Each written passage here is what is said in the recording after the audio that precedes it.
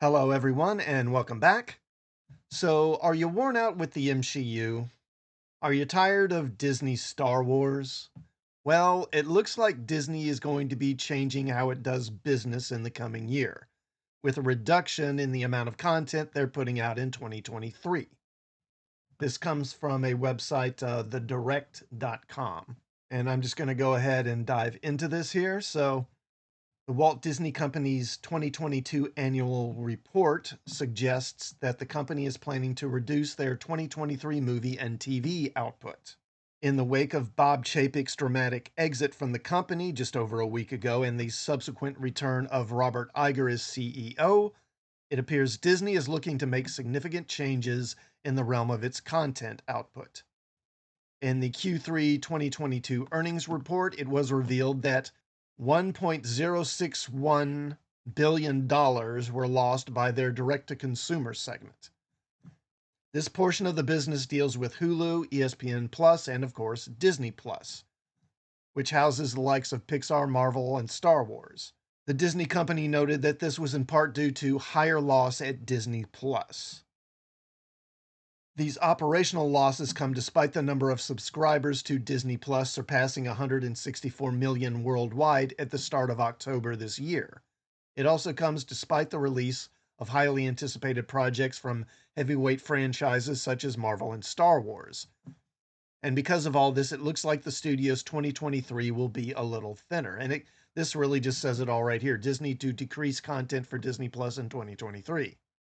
It seems that Disney Plus's operational losses have been a concern for the company as they plan to considerably lower the number of titles produced by its studios, including Walt Disney Pictures, Marvel, Lucasfilm, Pixar, 20th Century Studios, and Searchlight Pictures.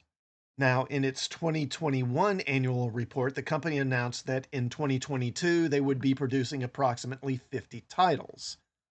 But now they're announcing in fiscal 23 they plan to produce approximately 40 titles, which includes films and episodic television programs for distribution theatrically and or on our direct-to-consumer platforms. In other words, Disney Plus, ESPN Plus, etc. As such, the company is planning to produce 40 titles, down 20% from the 50 title goal for 2022. So what will this mean for Disney Plus's future? While a decrease of 10 titles may not seem like a lot, it is interesting that Disney is balancing out streaming production with more traditional programming methods. Of course, given the internal upheaval that the company has been facing, it is no surprise that such structural changes to the company's operations are taking place. Whether or not Iger played a part in this remains to be seen. It could just be that the Disney company wishes to humble its expectations for Disney Plus in the wake of changes in the boardroom. However, Disney does expect returning CEO Robert Iger to initiate organizational and operating changes, quote unquote. Reportedly, Iger is already moving fast, and this may have been one of the first issues he has played a part in since his reinstatement. Regardless, a decreased output for Disney Plus may be in the best interest of beloved franchises like Star Wars and Marvel. Many fans feel that Disney Plus projects are rushed and that the strict episode count for Disney Plus projects has become something many fans loathe. It may be beneficial for the streaming service to sit back and pace itself. Fans are not only less likely to be burnt out, but projects can better pace themselves, something which the highly acclaimed Disney Plus show Andor has been particularly praised for. Has it? I guess. I don't know. I've heard that it's a slow show. But anyway, I actually talked about this sort of burnout and about superhero fatigue in one of my recent live streams, and I've edited that down and posted that as videos. I'll put a link up here to one of those videos so you can see where I talk about that if you want to listen to that. But there was a fan survey that basically showed that superhero fans increasingly are beginning to have superhero fatigue, and they're getting tired of the content. Now, we have another one here.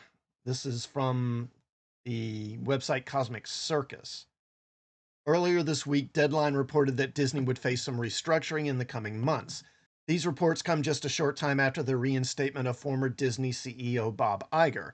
With the Walt Disney Company set to change how they operate and handle all levels of its business, one has to wonder what this means for Lucasfilm and Marvel Studios' future projects. According to Deadline's report, Disney will face organizational and operating changes within the company to address the board's goals. While the plans are in the early stages, changes in their structure and operations can be expected. We've been talking to our sources about what might be going on with Marvel in regard to Disney's restructuring plans and have some interesting things to share. Marvel's success back when it was developing and rolling out the Infinity Saga was partly due to the way Marvel paced itself with its releases. In a span of 11 years, they released 23 films that explored the MCU within the Infinity Saga. And that breaks down to 2 movies a year. In comparison, Phase 4 has had 19 projects alone, one after another, over the span of 2 years. 8 Disney Plus series, 7 theatrical releases, 2 Disney Plus specials, and the Legends and I Am Groot shorts. This great overflow of projects then branches out as a series of other issues with how Marvel has handled Phase 4. First and foremost, a significant part of the audience feels there is an oversaturation of Marvel currently. Again, that kind of speaks to that survey that I mentioned earlier and I talked about in my video. Not having a rest period between projects makes it hard for fans to keep up with the saga, and interest in future projects begins to grow stale. This is likely due to not allowing fans to garner enough anticipation toward the next upcoming project. There's also the issue of quality control. Having too many projects released at once spreads a production workforce thin. Ultimately, this leads to issues with the quality of the final product, which have resonated in Phase 4 projects as of late.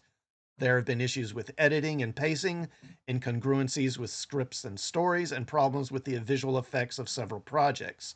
All of these issues and more are a result of the larger problem involving increased releases. And I don't have Disney Plus, but I mean, I can't speak to this personally, but I've heard and seen a lot of people talking, particularly about She-Hulk. The editing was really off, really jumpy edits, really jumpy cuts, and cuts that sometimes the story, what was happening, didn't make a lot of sense.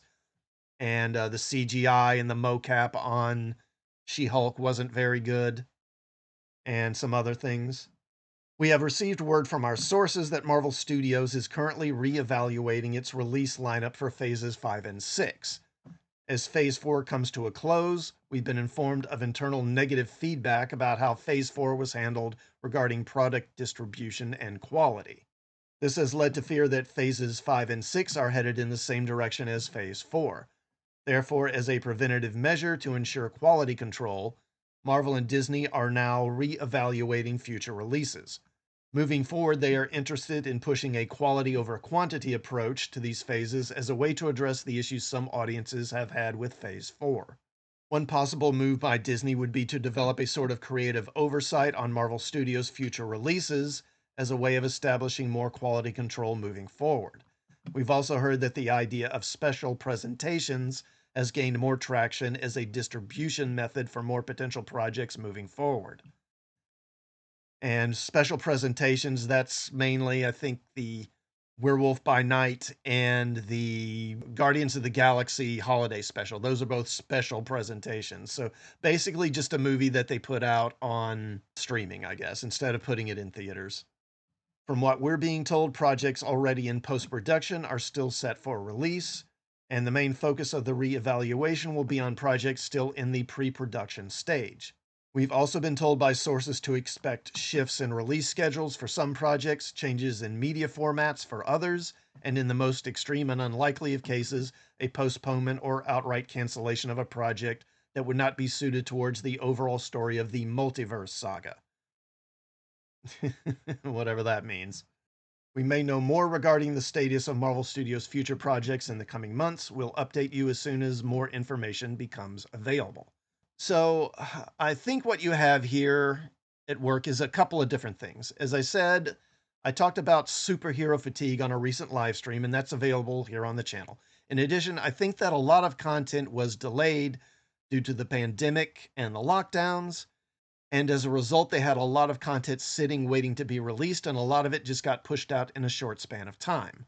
This has contributed to the general superhero fatigue and just a general lack of enthusiasm for what Hollywood is putting out.